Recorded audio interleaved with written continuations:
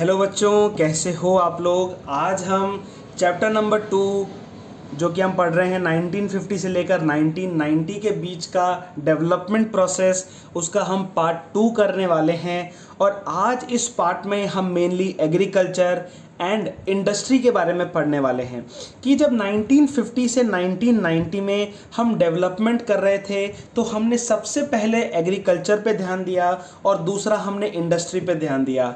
आप एक इस बात को याद कर लो कि 1951 से लेकर 1956 का जो फर्स्ट 5 ईयर प्लान था उसमें हमने सिर्फ एग्रीकल्चर पे बहुत फोकस किया। अब क्यों एग्रीकल्चर पे हमने फोकस किया? क्योंकि 80% लोग विलेजेस में रह रहे थे और 70% से ज़्यादा लोग एग्रीकल्चर में क्या थे, इन्वॉल्व थे। इसलिए जहाँ पे सबसे ज़्यादा लोग इन्वॉल्वमेंट है वहीं पर ही तो हम थोड़ा सा डेवलपमेंट करने का कोशिश करेंगे। तो इसलिए सबसे पहले हमने एग्रीकल्चर सेक्टर को देखा। हमने पिछले वीडियो में ये पढ़ लिया था कि हमको प्लानिंग की, हमको इकोनॉमिक प्लानिंग की ज़रूरत क्यों पड़ी, हमने इकोनॉमिक प्लानिंग क्यों करा, क्या इकोनॉमिक सिस्टम्स हमने अपनाए, जैसे कि socialist economy, capitalistic economy, mixed economy. ये सारी चीज़ हमने पिछले वीडियोस में हमने देख ली है। हमने ये देख लिया है कि हमारे गोल्स क्या थे। हमारे गोल्स थे कि हम ग्रोथ करें, मॉडर्नाइजेशन करें, ठीक है, सेल्फ रिलायंट, सेल्फ सफिशिएंट हो। और हमारे जो गोल्स थे वो ये थे कि इक्विटेबल डिस्ट्रीब्यूशन हो, हर सेक्टर्स में किसी को भी भेदभाव का सामना नहीं करना पड़े। तो आज हम एग्रीकल्चर एंड इंडस्ट्री सेक्टर के बारे में पढ़ेंगे और हम ट्रेड सेक्टर के बारे में भी आज पढ़ लेंगे, ठीक है। और नेक्स्ट वीडियो में हम ये कोशिश करेंगे कि हम सेलिएंट फीचर्स को देखें और कुछ क्रिटिकल क्वेश्चंस को हम थोड़ा सॉल्व करने की कोशिश करेंगे। क्या होता है इस चैप्टर में, आपको सेलिएंट फीचर्स, जो फीचर्स है वो दे देगा और फीचर्स के बाद आपको उसमें से थोड़े से ट्रिक करके क्वेश्चंस पूछेगा। तो पार्ट 3 में हम वो करने वाले हैं। इससे पहले पार्ट 1 हमने कर लिया है, डिस्क्रिप्शन में उसका लिंक है। पार्ट 1 जल्दी से देख के आओ, 15 मिनट की वीडियो है, जल्दी से उसको देखो और इस पार्ट 2 में आओ और इस पार्ट 2 में आकर इस पूरे चैप्टर को ख़त्म कर दो।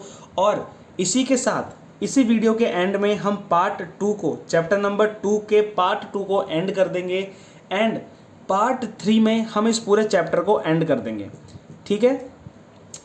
और साथ ही साथ मैं आपको बताना चाहता हूं कि MCQ सीरीज़ भी हमारे साथ में साथ चल रही है। आप उसको जाइए, उसको भी अटेंड करिए, क्योंकि जो भी मैं यहाँ पे पढ़ाता हूँ वो मैं आपको MCQs के फॉर्मेट में वहाँ पे पूछता हूँ। और सिर्फ पूछता ही नहीं हूँ लेकिन आपको एक्सप्लेन भी करता हूँ, जिससे क्या होता है आप ढंग से उसको समझ सकते हैं और आप एग्ज़ाम की प्रिपरेशन अच्छी तरीके से कर सकते हैं। तो आइए बच्चों, जल्दी से हम एग्रीकल्चर सेक्टर को पढ़ लेते हैं। देखो, एग्रीकल्चर सेक्टर बहुत ज़्यादा जो था ना बैकवर्ड था और पूरी तरीके से डिप्राइव्ड था, क्योंकि ब्रिटिशर्स ने ज़मींदारी सिस्टम के द्वारा उसको अबॉलिश कर रखा था, बिल्कुल ख़राब कर रखा था, ठीक है ना। तो क्या हुआ, गवर्नमेंट ने एग्रीकल्चर सेक्टर में कुछ रिफॉर्म्स लेकर आए। एग्रीकल्चर सेक्टर में रिफॉर्म्स लेकर आए। रिफॉर्म पहला लैंड रिफॉर्म्स। हमने जो ज़मींदार जो सबसे ज़्यादा अबॉलिशन कर रहे थे, जो ना ज़मींदार तो सबसे ज़्यादा एक्सप्लॉइट कर रहे थे किसको, फार्मर्स को। हमने क्या कर दिया, उन्हीं को हटा दिया, ज़मींदारी सिस्टम ही हटा दिया। कोई ट्रायंगल सिस्टम नहीं है अब, ठीक है, कोई ट्रायंगल सिस्टम नहीं है, हमने ज़मींदार को ही हटा दिया। जिससे क्या होगा, एक्सप्लॉइटेशन कम होगा फार्मर्स का और फार्मर अच्छी तरीके से काम कर सकते हैं। हमने क्या किया, उनको ओनरशिप राइट दे दिया। क्या कर दिया हमने, ओनरशिप राइट दे दिया और फार्मर्स को थोड़े से इंसेंटिव्स दे दिए, ठीक है, जिससे वो क्या क्या हो सके, अच्छी तरीके से वो काम कर सके। उस समय 200 लाख फार्मर्स को, यानी कि 2 करोड़ फार्मर्स को, टेनेंट्स को हमने ओनरशिप राइट्स दिए थे, ठीक है। लैंड होल्डिंग पे हमने क्या कर दी थी, सीलिंग लगा दी थी, यानी कि हमने एक टॉप लेवल लगा दिया था कि अगर एक व्यक्ति के पास, मान लो कि अगर 20 एकड़ की ज़मीन है तो 20 एकड़ से ज़्यादा वो ज़मीन नहीं खरीद सकता। हमने क्या लगा दिया, एक लैंड सीलिंग लगा दिया, उससे ऊपर नहीं जा सकते आप। एक हमने सीलिंग लगा दिया ना, एक छत लगा दी हमने, ठीक है। कंसोलिडेशन ऑफ लैंड होल्डिंग हमने उस चैप्टर में पढ़ा था, चैप्टर नंबर 1 में, कि क्या था, एक लैंड इधर है, एक लैंड इधर है, एक लैंड इधर है, एक लैंड इधर है। तो हमने क्या करा, उस लैंड को कंसोलिडेट कर दिया, उसको कंसोलिडेट कर दिया। तो अब क्या करा, एक फार्मर को बड़ी लैंड दे दी और ये लैंड किसी दूसरे को दे दी, ठीक है। अब वो इस लैंड में क्या कर सकता है, आराम से खुद की फार्मिंग कर सकता है, टूल्स को इस्तेमाल कर सकता है, ठीक है। हमने रेंट सिस्टम लगाने लग गए, यानी कि फार्मर्स अब सिर्फ 1/3 of crop value 1/3 of crop value वो क्या करेंगे, रेंट देंगे किसको, वो गवर्नमेंट को रेंट दे सकते हैं या फिर खुद के ओनर्स को रेंट दे सकते हैं, लेकिन 1/3 से ज़्यादा नहीं होगा। लेकिन जो ज़मींदार थे वो 1/3 क्या, वो तो मानो 100% ही ले लेते थे सब जो फार्मर्स प्रोड्यूस कर रहे थे, ठीक है। लेकिन अब जो रेंट लगाया गया वो 1/3 लगाया गया और कॉरपोरेटिव फार्मिंग को अपनाया गया। जैसे मान लो कि एक व्यक्ति की लैंड है, दूसरे व्यक्ति की लैंड है और तीसरे व्यक्ति की और चौथे व्यक्ति की लैंड है, तो हमने क्या किया, कॉपरेटिव फार्मिंग किया।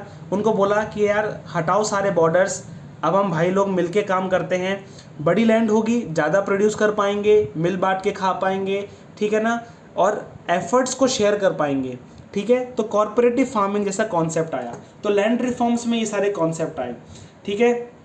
गवर्नमेंट ने क्या किया, इंस्टीट्यूशनल रिफॉर्म्स भी जो है क्या बोलते हैं, इंस्टीट्यूशनल रिफॉर्म्स को भी इंट्रोड्यूस किया।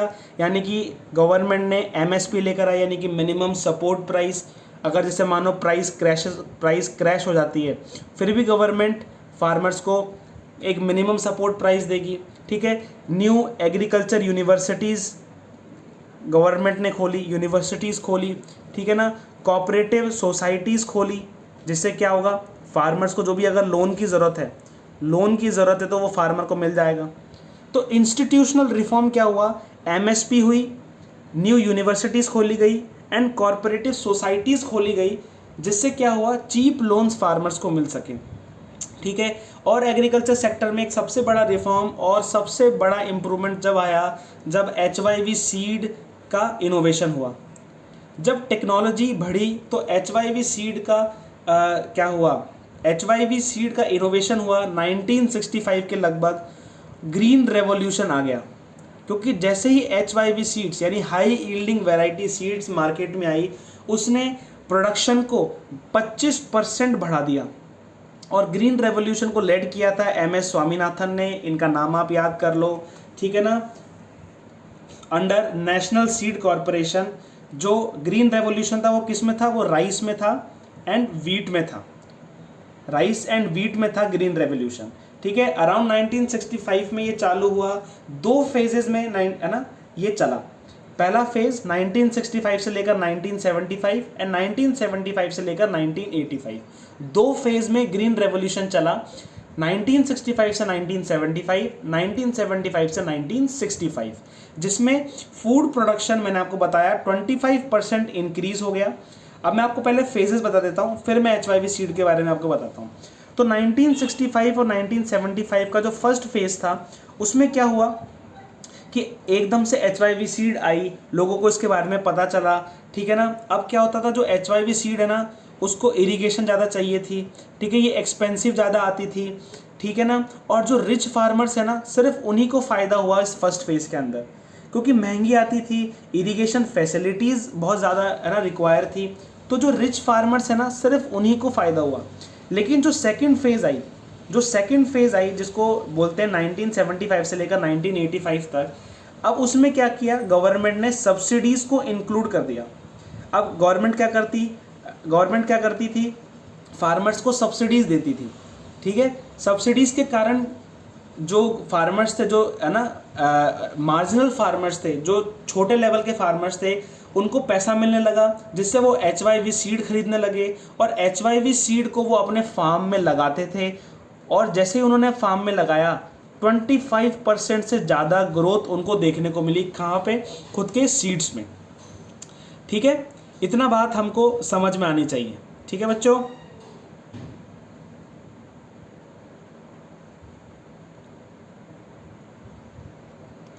और HYV सीड जैसे आई, सबसे ज़्यादा जो इम्पैक्ट हुआ वो हुआ हरियाणा एंड पंजाब, क्योंकि हम जानते हैं हरियाणा और पंजाब ये राइस ग्रोइंग रीजन्स हैं एंड वीट ग्रोइंग रीजन्स हैं, ठीक है। तो सबसे ज़्यादा जो स्पाइक हुआ ना, वो इन्हीं रीजन्स में हुआ, है ना, इन्हीं रीजन्स में सबसे ज़्यादा स्पाइक हुआ, ठीक है। हमारी जो प्रोडक्शन कैपेसिटी थी वो बहुत ज़्यादा बढ़ चुकी थी, और क्या हो रहा था, अब हम सेल्फ सफिशिएंट हो रहे थे। अब हम क्या हो रहे थे, सेल्फ सफिशिएंट हो रहे थे। क्यों, क्योंकि प्रोडक्शन बहुत ज़्यादा हो रहा था, प्रोडक्शन बहुत ज़्यादा इंक्रीज हो गया। अब मैं आपको बताता हूँ HYV सीड होता क्या है। HYV सीड बोल सकते हैं हाई यील्डिंग वेराइटी सीड्स हैं, है ना, जो एक लैब में प्रोड्यूस हुए, ठीक है ना, लैब्स में प्रोड्यूस हुए। कि मान लो जैसे एक सीड है, सीड में हमने बहुत सारे एक्सपेरिमेंट्स किए हैं ना कि उसकी, है ना, उसको कैसे इंक्रीज कर सकते हैं प्रोडक्शन को, तो उसका एक रिजल्ट हुआ कि HYV सीड एक वैरायटी निकल के आई, जिसके साथ साथ हम केमिकल फर्टिलाइजर्स को लगाएंगे, जिसके साथ हम इंसेक्टिसाइड्स और पेस्टिसाइड्स को लगाएंगे और ढंग से पानी देंगे, तो क्या होगा, ग्रीन रेवोल्यूशन आ जाएगा। क्या होगा, ग्रीन रेवोल्यूशन आ जाएगा। और ग्रीन रेवोल्यूशन कुछ भी नहीं है लेकिन इंक्रीज इन प्रोडक्शन है और कुछ भी नहीं है, ठीक है। तो HYV सीड लगाएंगे, केमिकल फर्टिलाइजर्स, इंसेक्टिसाइड्स, पेस्टिसाइड्स और इरिगेशन की ज़रूरत के साथ, है ना, इरिगेशन के साथ हम क्या कर लेंगे, ग्रीन रेवोल्यूशन को अचीव कर लेंगे, ठीक है बच्चों। इसके गेन्स क्या हुए, देखो प्रोडक्शन बढ़ गया, ठीक है। फैलोइंग की ज़रूरत नहीं होती थी, यानी कि क्या होता था, पहले हम एक पैच पे प्रोडक्शन का, एक पैच पे हम फार्मिंग करते थे और फार्मिंग करने के बाद कुछ सालों तक हमको वो लैंड छोड़नी पड़ती थी फैलोइंग के लिए, जिससे वो वापस अपनी प्रोडक्टिविटी और, है ना, प्रोडक्टिविटी गेन कर ले। लेकिन अब हम इस सीड के इंट्रोडक्शन के बाद फैलोइंग की ज़रूरत नहीं पड़ी, हमको नहीं पड़ने लगी, क्योंकि अब प्रोडक्टिविटी लॉस ही नहीं होती थी, प्रोडक्टिविटी लॉस्ट ही नहीं होती थी, ठीक है। सब्सिस्टेंस से क्या हो गया, कमर्शलाइजेशन हो गया, क्योंकि अब चाहिए था 10 लेकिन 100 प्रोड्यूस हो रहा है, तो अब 90 हम क्या करने लगे, बाजार में बेचने लगे। बफर स्टॉक हमारे पास बचने लग गया, यानी कि हम बेचने के बाद, सेल्फ कंजप्शन के बाद अब हम उसको बचाने लगे। क्या करने लगे, बचाने लगे कि अगर कोई भी इमरजेंसी आ जाए, कोई भी इमरजेंसी आ जाए,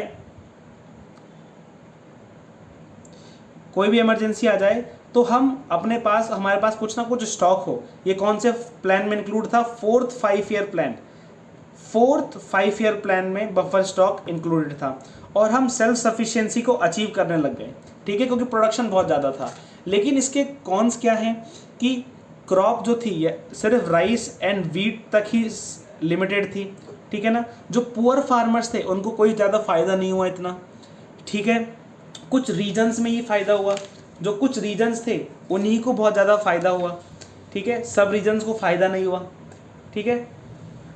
और एक और चीज़ आती है जो हमको समझने की ज़रूरत है, यहाँ पे देखो सब्सिडी। जब गवर्नमेंट ने सब्सिडी दी तो देखो फाइनेंशियल बर्डन गवर्नमेंट में बढ़ने लग गया, है ना, ढंग से मिस अप्रोप्रिएट बेनिफिट, यानी कि जो लोग रिच फार्मर्स भी थे वो भी सब्सिडी ले रहे थे, उनको ज़रूरत नहीं थी लेकिन वो भी ले रहे थे, और वेस्टफुल कंजप्शन होने लग गया। जब कुछ चीज़ फ्री की मिलेगी तो वेस्टफुल कंजप्शन ज़्यादा होगा ना। तो ये सारी चीज़ें किस में आती हैं, एग्रीकल्चर सेक्टर में जो रिफॉर्म हुए। लैंड रिफॉर्म्स में 5 पॉइंट याद कर लो, टेक्निकल रिफॉर्म में आप HYV सीड याद कर लो, गेन्स याद कर लो, और 2 phases of HYV 2 phases of technical reforms याद कर लो। ये याद कर लो कि MS स्वामीनाथन ने उनको लेड किया था, और सब्सिडीज़ का याद कर लो, आपका एग्रीकल्चर पूरी तरीके से क्लियर हो गया। इसके बाद हम देखते हैं इंडस्ट्रियल सेक्टर में क्या रिफॉर्म हुए। इंडस्ट्रियल सेक्टर में क्या रिफॉर्म हुए, देखो इंडस्ट्रियल सेक्टर बहुत ज़्यादा अंडर डेवलप्ड था और हैवी इन्वेस्टमेंट की रिक्वायरमेंट थी, जो कि हम प्राइवेट सेक्टर के हाथ में नहीं दे सकते, प्राइवेट सेक्टर के हाथ में नहीं दे सकते। क्या था, लैक ऑफ कैपिटल थी, पैसा नहीं था, इन्वेस्टमेंट नहीं था। आप सोचो इन्वेस्टमेंट नहीं है तो प्रोडक्शन नहीं है, प्रोडक्शन नहीं है तो क्या है, डिमांड नहीं है, डिमांड ही नहीं है। आप सोचो डिमांड ही नहीं है किसी इकोनॉमी में तो वो बैकवर्ड ही इकोनॉमी तो होगी। जब किसी इकोनॉमी में डिमांड ही नहीं है, ठीक है, डिमांड ही नहीं है तो वो बैकवर्ड इकोनॉमी नहीं होगी क्या। तो इस चेन को तोड़ने के लिए ही गवर्नमेंट को इन्वेस्टमेंट करना पड़ा, गवर्नमेंट को बीच में हाथ डाल के इन्वेस्टमेंट करना पड़ा, जिससे ये विशियस साइकिल टूट जाए। और एक बार इन्वेस्टमेंट बढ़ा तो प्रोडक्शन बढ़ जाएगा, लोगों की इनकम बढ़ जाएगी, डिमांड बढ़ जाएगी और बैकवर्ड से होके ग्रोथ में इकोनॉमी आ जाएगी, ठीक है। और हमारा मेन एजेंडा था कि हम सोशल जस्टिस के साथ ग्रोथ करें, ठीक है, जिसका फ़ायदा सबको मिलना चाहिए, फ़ायदा सबको मिलना चाहिए, ठीक है बच्चों। इसलिए हमने क्या किया, एक इंडस्ट्रियल पॉलिसी रिजोल्यूशन जो था, एक इंडस्ट्रियल पॉलिसी रिजोल्यूशन जो 1956 में इंट्रोड्यूस हुआ था, इसमें हमने क्या किया, हमने इंडस्ट्रीज़ को क्या कर दिया, क्लासीफाई कर दिया, शेड्यूल A, शेड्यूल B और शेड्यूल C में। हमने देखा था ना इकोनॉमिक सिस्टम, तो इकोनॉमिक सिस्टम के तहत हमने पब्लिक सेक्टर को 17 industries they the, public and private sector को 12 दे दी, और प्राइवेट सेक्टर्स को लाइसेंस कर दिया कि अगर कोई भी प्राइवेट सेक्टर एंटरप्राइजेस खोलना चाहता है तो वो गवर्नमेंट से सबसे पहले लाइसेंस ले, ठीक है, अप्रूव करवाए लाइसेंस को, और उसके बाद वो सेटअप कर सकता है। ठीक है, गवर्नमेंट ने टैक्स हॉलीडेज दिए जिसमें टैक्स नहीं लेती थी गवर्नमेंट कुछ ईयर्स में, सब्सिडीज प्रोवाइड किए जिससे क्या हो, प्राइवेट प्लेयर्स बढ़ पाए। ठीक है, तो हमने इंडस्ट्रीज में कुछ अचीव करने के लिए हमने IPR 1956 को लॉन्च किया, जिसमें कुछ ये चीज़ हमने की। ठीक है, और दूसरा हमने क्या किया, हमने स्मॉल स्केल इंडस्ट्रीज़ को जिनकी इन्वेस्टमेंट 10 करोड़ से नीचे होती है उन इंडस्ट्रीज़ को प्रमोट करना चालू किया। क्यों करना चालू किया? क्योंकि लेबर इंटेंसिव होती है, लेबर ज़्यादा लगेगी, एम्प्लॉयमेंट अच्छा जनरेट होगा, इनकम होगी, डिमांड बढ़ेगा, प्रोडक्शन बढ़ेगी, सीधा इकोनॉमिक ग्रोथ होगी। ठीक है, ये लोकेशन फ्लेक्सिबिलिटी है, किसी भी लोकेशन पर लगाई जा सकती है। अगर मान लो किसी रीजनल एरिया में लगाई जाएगी तो वहाँ पे क्या होगा, डेवलपमेंट होगा, वहाँ पे एम्प्लॉयमेंट बढ़ेगी, वहाँ पे इनकम आएगी, तो क्या होगा, उस रीजन का भी डेवलपमेंट होगा। ठीक है, लोकेशन फ्लेक्सिबिलिटी है, इसलिए हमने SSI को डेवलप किया और इसको लेस इन्वेस्टमेंट की ज़रूरत है। ठीक है, जैसे मान लीजिए एक स्टिचिंग यूनिट है तो उसको बहुत लेस इन्वेस्टमेंट की ज़रूरत है एक तरीके से देखा जाए तो, रेदर देन न्यूक्लियर प्लांट को बहुत ज़्यादा इन्वेस्टमेंट की ज़रूरत है और स्टिचिंग यूनिट को कम, है ना, उसकी ज़रूरत है। ये लेबर इंटेंसिव है तो ये कैपिटल इंटेंसिव है। ठीक है, तो हमने क्या किया, स्मॉल स्केल इंडस्ट्रीज़ को प्रमोट करना हमने क्या किया, चालू कर दिया। और एक चीज़ याद रखो कि जब हमने जो स्मॉल स्केल इंडस्ट्रीज़ को प्रमोट किया वो बाय कार्व कमिटी 1955, है ना, ये एक स्मॉल ग्रुप था जो, है ना, विलेज और स्मॉल स्केल इंडस्ट्रीज़ की कमेटी थी ये, जिसको बोला जाता है कि कार्व कमेटी 1955, है ना, एक ये डेट आप याद कर लीजिए। ठीक है, गवर्नमेंट ने स्मॉल स्केल इंडस्ट्रीज़ को प्रमोट करने के लिए बहुत हेल्प करी। हमारा इंडस्ट्री हो गया, इंडस्ट्री में आपको सिर्फ 2 चीज़ याद रखनी है, IPR 1956 एंड SSI, बस आपका इंडस्ट्रियल रिफॉर्म पूरा क्लियर हो चुका है। ठीक है, अब थर्ड चीज़, पहले हमने एग्रीकल्चर देख लिया, दूसरे हमने इंडस्ट्री देख लिया, और तीसरा अब हम देखने वाले हैं ट्रेड। ठीक है, और इसी के साथ हम वीडियो को एंड करेंगे। थर्ड पार्ट में मैं आपसे सेलिएंट फीचर्स के बारे में डिस्कस करूंगा। ठीक है, कि क्या इम्पैक्ट हुआ जब हमने ये सारी चीज़ें लगाई, जब हमने इतनी सारी ग्रोथ की अपॉर्चुनिटीज़ लगाई, इससे हमारा इम्पैक्ट क्या हुआ, नेगेटिव क्या हुआ, पॉजिटिव क्या हुआ। पॉजिटिव हुआ तो फिर ऐसा क्यों हुआ, नेगेटिव हुआ तो ऐसा क्यों हुआ, हम सब चीज़ पढ़ने वाले हैं। ट्रेड में देखो हमने इंपोर्ट सब्सटीट्यूशन अपनाया कि अब हम बाहर से कुछ सामान नहीं मंगाएंगे। ठीक है, लेकिन इनवर्ड लुकिंग ट्रेड पॉलिसी हमने अपनाई कि अब हम जो भी ज़रूरत का सामान है वो अंदर बनाएंगे, बाहर से नहीं मंगवाएंगे, लेकिन हम बाहर ज़रूर भेजेंगे लेकिन बाहर से मंगाएंगे नहीं। क्यों? क्योंकि ब्रिटिशर्स ने भी तो ऐसे ही हम पर कब्ज़ा करना चालू किया था। वो पहले बाहर से अंदर आते थे और फिर वो अंदर ही बस गए। ठीक है, तो जो गवर्नमेंट थी वो इंटरनल प्लेयर्स को, डोमेस्टिक प्लेयर्स को बचाना चाहती थी, इसलिए वो बोलती थी कि इनवर्ड लुकिंग ट्रेड पॉलिसी अपनाओ, खुद बनाओ सामान, बाहर से मंगाने से बढ़िया है खुद मंगाओ, खुद बनाओ।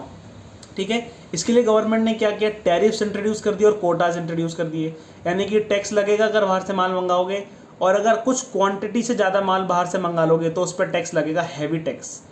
मान लीजिए जैसे कि आप सिर्फ 100 कपड़े बाहर से मंगा सकते हैं, अगर 150 मंगाओगे तो उस पर टैक्स लगेगा। ठीक है, इसलिए कोई फिर बाहर से नहीं मंगाएगा, खुद बनाएगा। ठीक है ना, और हमने क्या किया, we focused on saving the foreign exchange rather than gathering it, यानी कि जो हमारे पास फॉरेन एक्सचेंज था, यानी कि हमारे पास जो डॉलर्स थे, ठीक है ना, हमारे पास जो यूरोस थे, ठीक है ना, उसको हमने क्या किया, सेव करना चालू किया। ठीक है, अब हम बचा के चलने लग गए कि नहीं यार हमारे पास कम फॉरेन एक्सचेंज है तो हम धीरे धीरे उसको, है ना, धीरे धीरे उसको क्या बोलते हैं, यूटिलाइज करेंगे। लेकिन हमको क्या करना था, उसको जनरेट करना था। अब मान लीजिए आपके पॉकेट में 500 रुपये हैं, ठीक है, अब आप उस 500 को सेव करते हुए चल रहे हो, कब तक चल पाओगे? जब तक आप उसको जनरेट करने के बारे में नहीं सोचोगे और पैसा अपने पॉकेट में लाने के बारे में नहीं सोचोगे तो कैसे काम चलेगा? 500 रुपये कितने दिन तक आप अपने पॉकेट में चला लोगे? सेव करते करते कितने दिन तक आप चल लोगे? तो वही इंडिया का हाल था। इसलिए इंडिया को बाद में जाके 1990 में अपनी इकोनॉमी खोलनी पड़ी, ओपन करनी पड़ी इकोनॉमी को, क्योंकि फॉरेन एक्सचेंज बिल्कुल ख़त्म हो चुका था। क्योंकि हम सेव करते हुए चल रहे थे ना, इसलिए फॉरेन एक्सचेंज पूरी तरीके से ख़त्म हो चुका था। ठीक है, अब देखो यहाँ पे हमने लाइसेंस लगा दिया। अब सोचो आप प्राइवेट प्लेयर्स को लाइसेंस लगा दोगे, पहले ही तो इन्वेस्टमेंट कम है, पहले ही इतनी बैकवर्ड इकोनॉमी है और फिर आपने लाइसेंस और लगा दिया, तो लाइसेंस के साथ क्या हुआ, बहुत ज़्यादा दिक्कतें होने लग गई, बहुत लोग लाइसेंस की लाइन में लग लग के ही फंस गए। ठीक है, इसलिए 1990 में हम LPG को अपनाते हैं, यानी कि लिबरलाइजेशन, प्राइवेटाइजेशन एंड ग्लोबलाइजेशन, जिसमें हम हमारी पूरी इकोनॉमी को ओपन कर लेते हैं, लाइसेंस को हटा देते हैं, ये इंपोर्ट सब्सटीट्यूशन को हटा देते हैं। इन सब चीज़ों को हम हटा के क्या करते हैं, अपनी इकोनॉमी को ओपन कर लेते हैं और बाहर से लोगों को अंदर आने का मौका देते हैं, और अंदर से भी बहुत लोग बाहर जा सकते हैं, जिससे क्या हो, कंपटीशन बढ़े और बाहर की टेक्नोलॉजी इंडिया में आए। ठीक है, ये हम नेक्स्ट चैप्टर में पढ़ेंगे, बहुत इंटरेस्टिंग चैप्टर है। टिल देन आप इसको पूरा देख लीजिए। ठीक है, बहुत इंटरेस्टिंग इकोनॉमिक्स रहने वाला है। अगर आप इसको समझ के चलेंगे, पढ़ के चलेंगे, MCQ सीरीज़ को अटेंड करके चलेंगे, बहुत मज़ा आएगा। लास्ट तक हम पूरा इकोनॉमी कंप्लीट करेंगे। ठीक है, बोर्ड एग्जाम्स की प्रिपरेशन इस चैनल पे आपकी फुल फ्लेज तरीके से होने वाली है। रिवीजन सीरीज़ अभी आने वाली है, वन शॉट सीरीज़ अभी आने वाली है, क्विक एक्सप्लेनेशन सीरीज़ अभी आने वाली है, MCQ सीरीज़ अभी चल रही है। इस सब सीरीज़ को आप भूल ना जाओ, इसलिए आप सब्सक्राइब कर लो, अपने दोस्तों तक ये चैनल को पहुंचाओ। ठीक है, till then keep learning, keep studying economics. Till then, thank you बच्चों।